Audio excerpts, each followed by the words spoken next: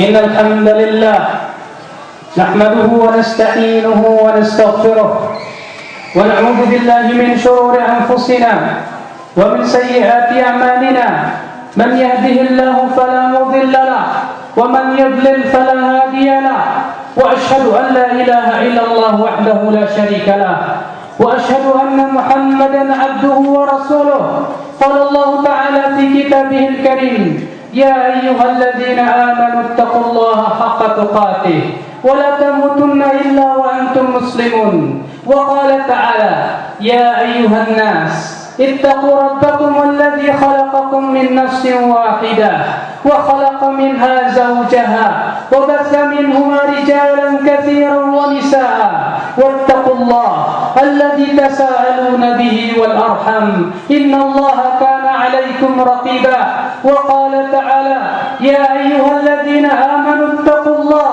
وقولوا قولا سديدا يصلح لكم أعمالكم ويغفر لكم ذنوبكم ومن يطع الله ورسوله فقد فاز فوزا عظيما أما بعد فإن أصدق الحديث كتاب الله وخير الهدي هدي محمد صلى الله عليه وسلم وشر الأمور محدثاتها وكل محدثة بدعة وكل بدعة ضلالة وكل ضلالة في النار.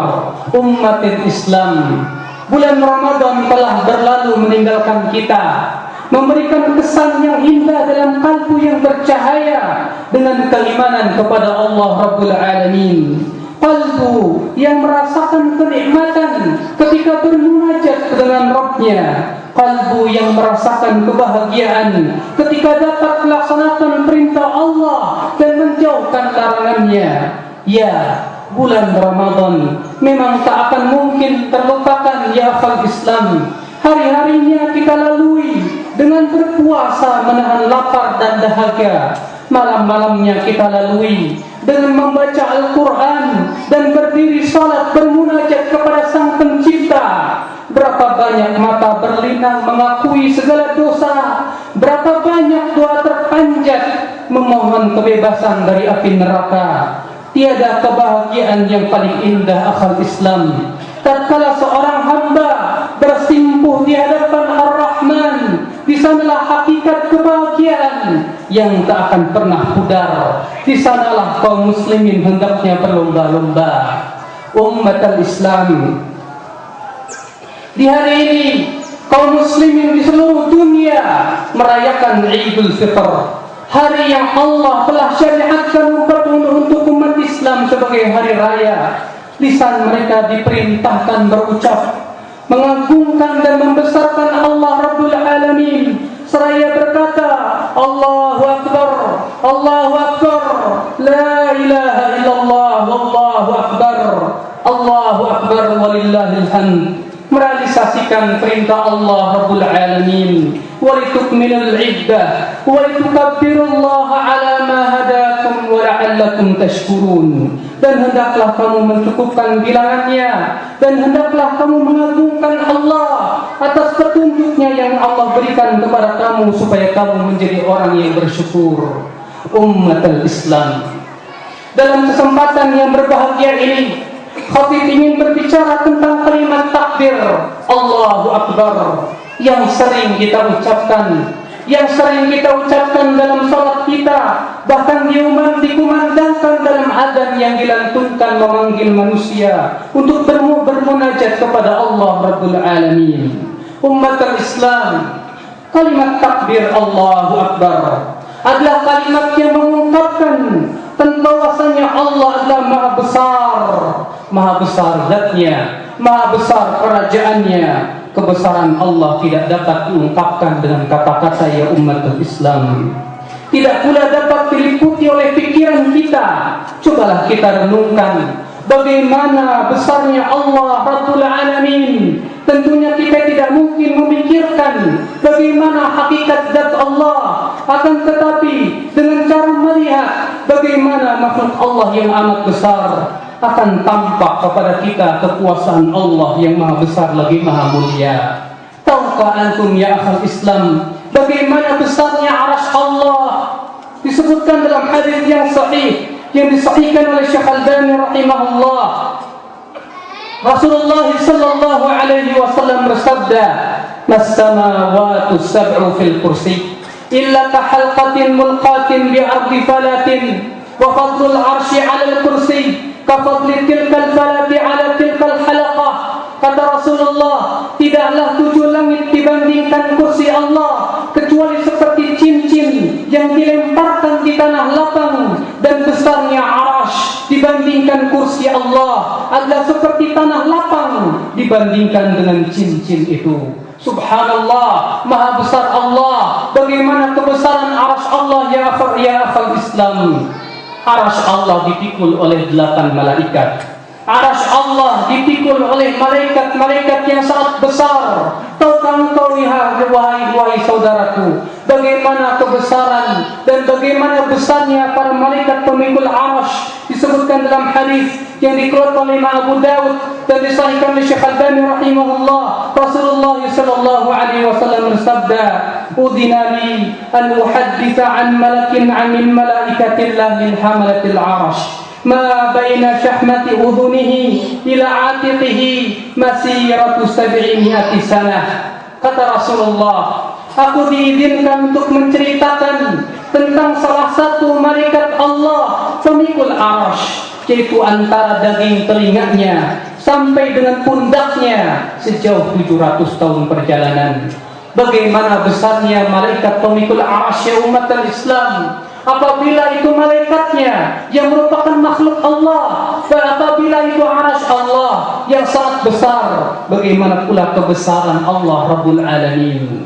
Barangkali antum akan terkejut dengan hadis berikut yang menceritakan tentang ayam jago yang paling besar di dunia. Nabi sallallahu alaihi wasallam bersabda, "Inna Allah adina li an uhadditha an likin qad maraqat rijahul aridlahul arba wa unuquhu munmuthanin tahta al-'arsy wa huwa yaqulu subhanaka ma a'zamaka rabbana fayaruddu alaihi ma ya'lamu dhalika man halafa bi kadiban."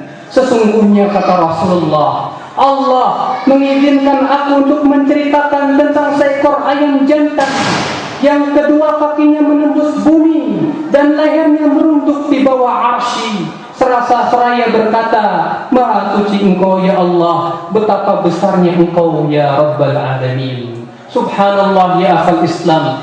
Ayam ini Allah ciptakan begitu sangat besar. Kakinya kata Rasulullah menembus bumi dan lehernya merunduk di bawah arsy. Tapi dia berucap, "Subhanaka ma a'zamaka ya Rabb." Maha suci engkau ya Allah, betapa besarnya engkau. Ternyata ayam itu tidak ada apa-apanya dibandingkan dengan kebesaran Allah Rabbul Alamin. Ayam yang sangat besar ini ya akhi, namun kita tidak dapat melihatnya, tidak dapat melihat bagaimana bentuk ayam tersebut. Kewajiban kita adalah beriman bahwasannya apa yang disabdakan oleh Rasulullah SAW benar. Umat Islam, setelah kita mengetahui bagaimana besarnya ciptaan Allah, kita akan segera mengetahui bagaimana kebesaran dan keagungan penciptaan, yaitu Allah Rabbul Alamin. Namun tentunya ya akhal Islam, beriman kepada kebesaran Allah mempunyai konsekuensi yang mulia dan agung, yang menimbulkan sifat-sifat yang terpuji yang Allah cintai.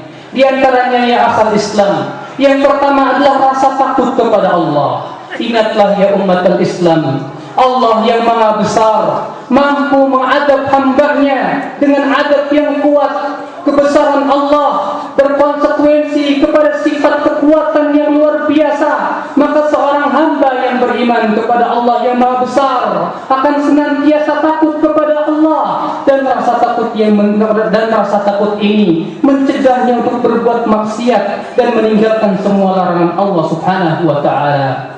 Maka di mana kita wahai umat Islam dari konsekuensi ini?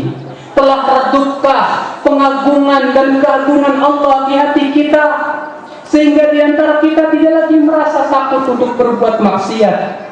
Kita lihat di bulan Ramadan ini, banyak kaum muslimin tidak peduli dengan batasan-batasan Allah. Mereka tidak takut seakan bulan Ramadan sama dengan bulan-bulan yang lainnya. Mereka tidak mau berpuasa, bahkan mereka tetap melaksanakan kemaksiatan kepada Allah Subhanahu wa taala. Mengapa? Mengapa hal ini terjadi ya umat Islam? Semua itu karena pengagungan kepada Allah telah hilang dari hati mereka. Bahkan barangkali ya umat Islam, manusia lebih agung di hati mereka dan di mata mereka daripada Allah Rabbul Alamin. Ingatlah wahai umat Islam, sesungguhnya Allah mampu mengadab suatu kaum yang tidak lagi takut kepada Allah. Allah berfirman, "Afa amina ahlul qura ay yatiyahum basuna bayatan wa hum naimun." Awa amina ahlul qura ay yatiyahum basuna duhan wa hum yal'abun. Afa aminu makrallah fala ya'manu makrallahi illa alqaumul khasirun. Maka apakah penduduk suatu negeri itu merasa aman dari siksa Allah yang akan mendatangi mereka di waktu malam sementara mereka sedang asik tidur? Ataukah penduduk negeri itu merasa aman dari siksaan Allah yang akan mendatangi mereka di waktu duha sementara mereka asik bermain? Ataukah mereka merasa aman dari azab Allah? Tiada orang yang merasa aman dari azab Allah kecuali orang-orang yang merugi. Tidakkah cukup bagi kita peringatan Allah ya umat Islam, terutama di negeri kita di Indonesia ini? Tsunami yang menghancurkan, gempa bumi yang meluluh lantakan, lumpur panas yang tiada henti. Tidakkah hal itu menjadikan hati kita takut kepada azab Allah yang amat pedih? Belumkah saatnya kaum muslimin untuk merasa takut kepada Allah dengan kembali berpegang kepada agama Allah Subhanahu wa taala?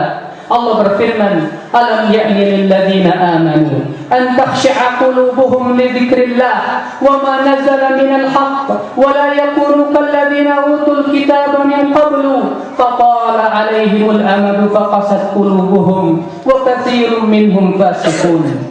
Belumkah datangnya waktunya bagi orang-orang yang beriman untuk hati mereka tunduk takut kepada Allah dengan berzikir kepadanya dan kepada kebenaran yang telah Allah turunkan kepada mereka. Dan janganlah, kata Allah, mereka seperti orang-orang ahli kitab sebelum mereka, berlalu masa yang panjang atas mereka, lalu hati mereka menjadi keras dan kebanyakan mereka menjadi orang-orang yang fasik.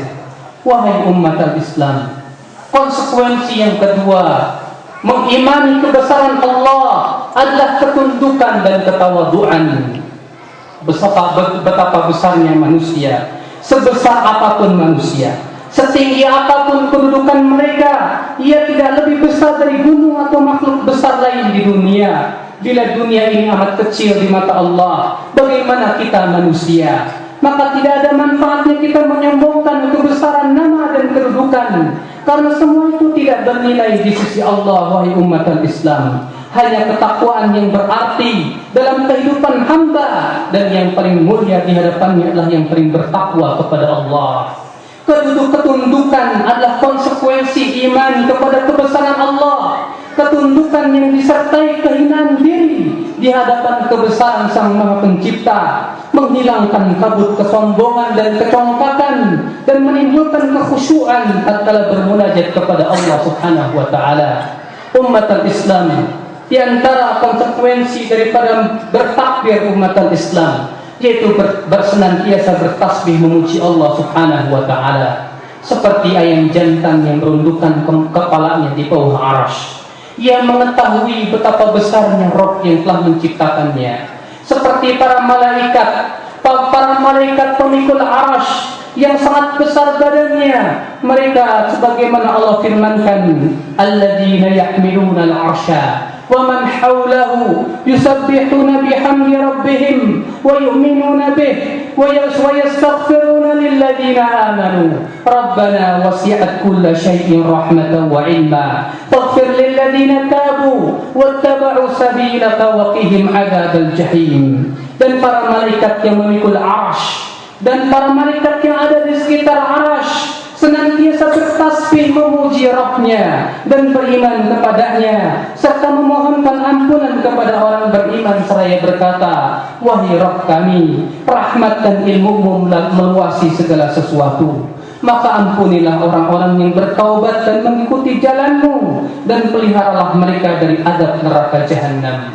Itulah ya akal Islam, konsekuensi dari seseorang mengucapkan Allahu Akbar, Allah Maha Besar.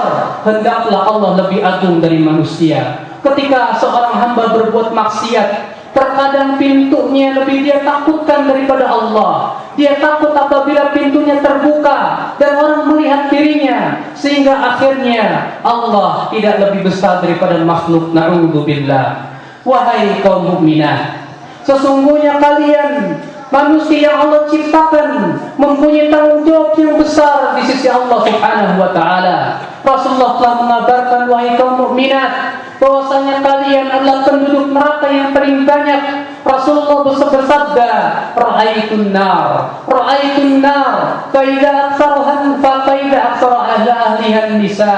Aku melihat api neraka, kata Rasulullah, ternyata kebanyakan penduduknya adalah dari kalangan wanita. Kemudian seorang sahabat berdiri dan berkata, kenapa wahai Rasulullah? Kata Rasulullah, yakfurna billah. Apakah mereka kufur kepada Allah? Tidak, kata Rasulullah. Yakfurnal ashir. Mereka kufur kepada suami. Suami sudah banyak memberikan kebaikan kepada mereka, tapi hanya kesalahan satu, kemudian ia melupakan semua kebaikan suaminya. Ingat, wahai kaum mukminat, tanggung jawab yang Allah berikan di pundak-pundak kalian. Didiklah anak-anak kalian dengan pendidikan yang Islami. Jangan kau didik anak-anak itu dengan pendidikan gaya barat. Jangan kau didik anak-anak itu dengan pendidikan yang mempertontonkan aurat-aurat. Ingatlah, wahai kaum mukminat, sesungguhnya hancurnya suatu bangsa dimulai dari hancurnya wanita. Apabila wanita telah hancur, maka akan hancur bangsa itu. Maka kalian, wahai kaum mukminat, hendaklah menutup aurat kalian. Hendaklah kalian mempraktikkan firman Allah untuk senantiasa menutup aurat-aurat yang telah Allah wajibkan atas kalian. Ingatlah, wanita sebaik apapun, ketika ia tidak menutup auratnya, ia pasti masuk ke dalam api neraka. Rasulullah SAW bersabda, sinfani min ahlin nar. Ada dua penduduk api neraka, lam arahuma qat, yang aku tidak pernah melihatnya, kata Rasulullah. Di antaranya, wahai kaum mukminat, Rasulullah bersabda, nisaun kasiyatun ariyatun, wanita yang berpakaian tapi telanjang, berlenggak-lenggok kesana kemari mempertontonkan auratnya. Ia berpakaian, kata Rasulullah, tapi telanjang karena tipisnya, karena sempitnya. Subhanallah. Namun sayang, kita lihat banyak sekali kaum mukminat yang tidak takut kepada Allah. Mereka memperlihatkan auratnya, memfitnah para pemuda, sehingga hancur suatu bangsa itu, sehingga meratalah fitnah, perzinahan, dan yang lainnya. Siapa yang akan dimintai pertanggungjawaban ini semua kelak di hadapan Allah, kalau bukan kita semuanya, umat Islam? Maka kita mohon kepada Allah agar Allah menerima amal ibadah puasa kita. Kita mohon kepada Allah agar Allah menerima salat malam kita. Dan kita mohon kepada Allah, ya umat Islam, agar kita dikeluarkan dari bulan Ramadan dalam keadaan Allah mengampuni dosa-dosa kita. Aqulu qawli hada wa subhanakallahumma wa bihamdika asyhadu an la ilaha illa anta astaghfiruka wa atubu ilaika.